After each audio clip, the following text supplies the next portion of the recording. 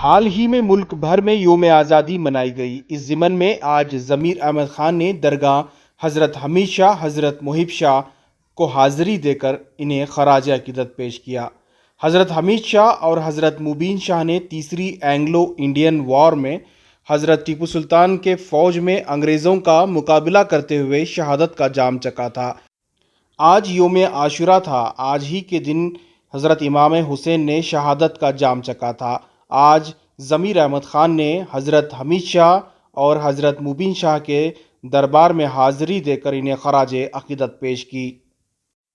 इस मौके पर एमएलए ज़मीर अहमद ख़ान ने हमीद शाह कॉम्प्लेक्स के तरक्याती कामों का जायज़ा लिया और इत्मीनान का इजहार किया। इन्होंने कहा कि जीए बाबा और इनकी कमेटी ने काफ़ी तरक्याती काम अंजाम दिए हैं।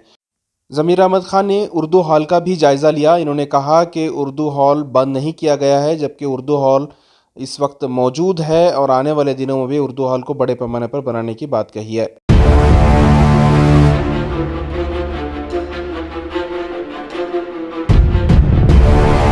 जिंदगी किसी को पसंद नहीं करता, साहब को मालूम है, मैं हमेशा क्रिटिसाइज करता हूँ, मेरा डिसिडेंट व्यू है। मगर साहब एक ऐसे शेर है जो बहुत दहाड़ता है, खाता भी है, दहाड़ता भी है। तेरा लोमड़ी की तरह रहे तो काफी लंबा जा सकता है। टीपू सुल्तान की एक मिसाल है, उन्होंने कहा था कि लोमड़ी की 100 साला 7 साला जिंदगी से शेर की एक जिंदगी बहुत अच्छी है। वो बहुत ठीक है, मगर दुनियादारी में थोड़ी सी लोमड़ियत होनी चाहिए, मेरा अपना ख्याल। हमें हमारे वाइस प्रेसिडेंट से पहले भी कहा था, वो उनसे बहुत क्लोज हैं। साहब ऐसे ऐसे बातें करते हैं कि मुझे डर लगता है कि हमारा एक ही सरमाया है। बहुत होंगे हमारे लीडर्स, बहुत होंगे हमारे लीडर्स, मगर एक ही लीडर है, उनका रहना हमारे लिए बहुत जरूरी है, बहुत जरूरी है। तकरीबन 20 साल में कबन पार्क में ही था। सारे मिनिस्टर्स को कितने मिनिस्ट्रीज देखे हैं, इतना दहाड़ने वाला इंसान नहीं देखा मैंने। अपनी परवाह नहीं करते हैं, मगर अपनी परवाह करना जरूरी है। उनका आफियत सबके लिए, हमारे लिए जरूरी है। हज़रत सैयद हमीद शाह क़ादरी रहमतुल्लाह की दरगाह के अंदर, मज़ार के अंदर आके आज ज़ियारत की है और उनके साथ में उनके छोटे भाई हज़रत सैयद मुहिब शाह क़ादरी रहमतुल्लाह के दरबार में आके मैं आज ज़ियारत करके गया। मैंने मन्नत मांगा था कि मेरा एक बीच में एक प्रॉब्लम होने की वजह से मैं हमारे ख्वाजा गरीब नवाज़ के दरबार में भी जा आता हूँ करके, ख्वाजा गरीब नवाज़ की दरगाह में भी होया। उसके बाद मैंने मन्नत मांगी थी, इस जगह पर आने की मन्नत मांगी थी। आज मैं मन्नत के हिसाब से आके आज दरबार में हाज़िरी दे के गया। हज़रत हमीद शाह क़ादरी रहमतुल्लाह बरकातहू के बारे में आप जानते हैं, और उनके भाई हज़रत सैयद मुहिब शाह क़ादरी के बारे में तो आप लोग अच्छी तरह जानते हैं। वो इतिहास है, 1870 में शायद थर्ड वार जब भी हुआ था, हज़रत टीपू सुल्तान के अंदर अंग्रेज़ों के ख़िलाफ़ शहीद हुए गए थे। अभी आप लोग सब जानते हैं, यानी इतिहास है इनकी, एक इतिहास के अंदर इनका नाम लिखा गया है। आज मुझे बहुत खुशी हुई, आज आके इधर ज़ियारत करके भी गया करके आज मेरे को खुशी हुई।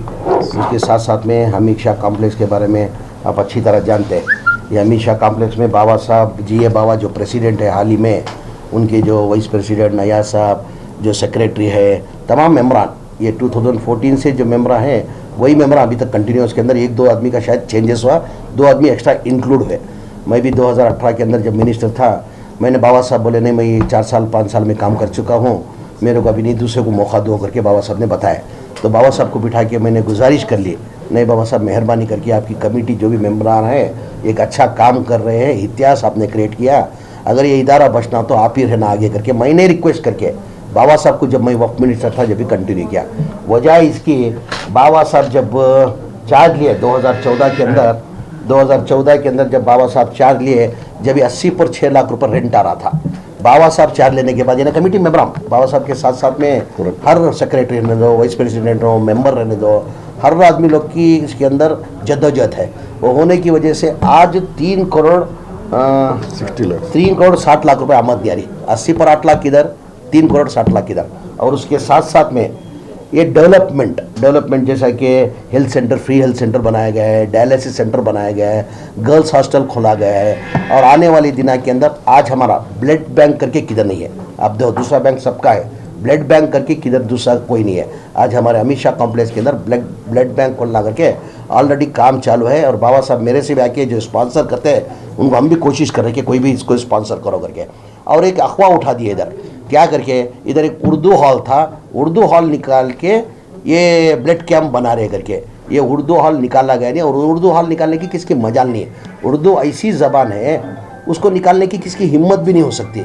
उर्दू हॉल ऑलरेडी इधर है, इसकी वजह क्या है, एक हॉल के टाइप मीटिंग हॉल के जैसा यूज़ कर रहे थे, उसका जो उर्दू हॉल है वो दूसरी जगह ऑलरेडी शिफ्ट किया गया है, यानी उर्दू हॉल निकाला नहीं गया है। ये ब्लड कैंप भी ज़रूरी है, उर्दू हॉल भी ज़रूरी है। बाबा साहब का हमेशा के तमाम मेम्बरों का इंटेंशन ये किया है, ये उर्दू हॉल को बेहतरीन उर्दू हॉल बनाना करके। अब उनका बाजू में एक बिल्डिंग का कंस्ट्रक्शन का काम चल रहा है, उधर 15 करोड़ रुपए का टोटल कॉस्ट के अंदर वो काम चल रहा है। उसके अंदर 700 से 800 आदमी का कैपेसिटी का एक उर्दू हॉल बनाने का तय किया है। मेरी दिल की गहराई से मैं जीवे बाबा साहब का तमाम मेम्बरों का मैं शुक्रिया अदा करता हूं कि ये बेहतरीन एक उर्दू हॉल बन रहा। इनकी अफवाह में ना जाए कि अमित शाह कॉम्प्लेक्स के अंदर उर्दू हॉल शहीद कर दिया गया है, ब्लड कैंप बनाया करके नहीं। मैंने पूरा महीना करके आया, ऑलरेडी उर्दू हॉल करके है, उसको पक्का एक उर्दू हॉल बनाने का तय किया, वो बड़ी बात है। पक्का उर्दू हॉल, अभी जो उर्दू हॉल था वो टेम्पररी बेसिक में था इधर। अभी इनका इरादा है जो 15 करोड़ की जो बिल्डिंग बन रही है उसके अंदर एक बेहतरीन उर्दू हॉल बनाने का एक उनके सोच है। इंशाल्लाह वो भी 1 साल के अंदर शायद वो बिल्डिंग कंप्लीट हो जाएगी। आज मेरे ख्याल से 1 साल के ऊपर हो गया, आज तक उन लोग ने चेयरमैन अपॉइंट नहीं किए, तो यानी एकदम तब से हो गया, यानी कुछ काम नहीं हो रहे, कुछ नहीं हो रहे वक्फ बोर्ड के अंदर। आप जानते हैं कि वक्फ बोर्ड पहले ही सोया हुआ था। अगर मेरे पीरियड के अंदर आप देखे होंगे, मैं जब मिनिस्टर अल्लाह मियां ने मुझे मौका दिया था, जब मेरे से जो बनता किया था, खाली मेरे को 1 साल 2 महीने टाइम मिला था। उसके अंदर एक 4,500 एकड़ बेलगाम की जो लैंड जो अक्वायर हुई थी वो लैंड वापस लिया। छोटी सी और से बहुत से है, वो लंबी लिस्ट है वो। और एक बेंगलुरु सिटी के अंदर आप जानते होंगे 80 पर 6 खाते बनाए मैंने, 86 खाते बनाए। खाते नहीं थे, पोजीशन नहीं था, 3-4 पोजीशन लिया। 80 पर 6 बेंगलुरु के अंदर प्राइम लैंड पूरी। मेरा ये सोच था और 1 साल अगर मैं रहता तो कंटिन्यू मैं तमाम बिल्डरों के साथ बात किया हुआ था कि उनको एक महीना करा के पूरी जगह का जॉइंट वेंचर में देखिए उसको डेवलप करेंगे करके था। आज हमारी वक्फ की ऐसी प्रॉपर्टीज़ है ऑल ओवर कर्नाटका के अंदर, अगर हम बराबर उसको यूटिलाइज करेंगे, हम गवर्नमेंट से कोई पैसा लेने की ज़रूरत नहीं, गवर्नमेंट से भीख मांगने की ज़रूरत नहीं, हम गवर्नमेंट को फंडिंग कर सकते हैं। उसको यूटिलाइज करना चाहिए, हम लोग यूटिलाइज नहीं कर रहे। वो इंशाअल्लाह अगर हमारी नीयत अगर साफ़ है, आने वाले दिनों के अंदर मुझे अल्लाह की ज़ात पे भरोसा है, अगर हमारी नीयत अगर साफ़ है, अल्लाह में दोबारा मेरे को मौका देता करके मैं उम्मीद रखा। साहब ये बजट में माइनॉरिटीज़ के लिए जो बजट रिलीज किया था, रिलीज ही नहीं किया गया है। जो नहीं बजट ये मैं पहले ही आपसे बताया, ये बजट जो भी बजट दिया गया है नाम के वास्ते, जो भी स्कीम थे माइनॉरिटी के अंदर, जैसा कि स्कॉलरशिप की स्कीम, स्कॉलरशिप बराबर नहीं पहुंच रहा है, स्कॉलरशिप के अंदर कम कर दिए। अभी मेरे हिसाब से हमारा सालाना जो स्कॉलरशिप देते वो लगभग 98 या 100 करोड़ सारा, उसमें भी कम कर दिया। अभी स्कॉलरशिप में कम कर देंगे तो बच्चे लोग पढ़ेंगे कैसा। तुम दूसरा स्कीम है, अभी हमारे पीरियड के अंदर जो भी मेरिट के अंदर जो मेडिकल स्टूडेंट होता है उसको हमारी माइनॉरिटी डिपार्टमेंट से 3 लाख रुपए देने का तय किए थे। तो हर साल वो 5 साल की फीस होती है, वो यानी हर साल 5 लाख रुपए फीस होती है।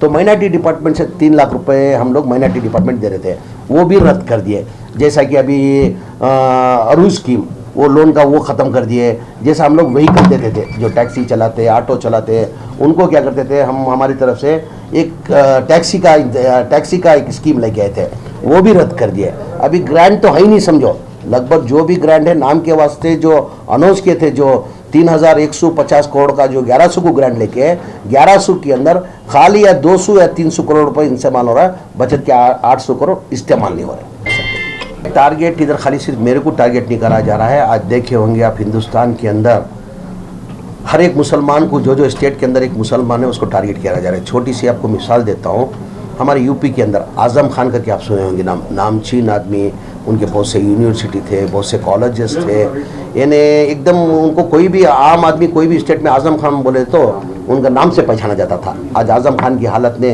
यूपी के अंदर बीजेपी हुकूमत आने के बाद क्या किया आप लोग सब जानते हैं। यानी हम लोग समझना चाहिए, अक्लमंद को इशारा काफ़ी है।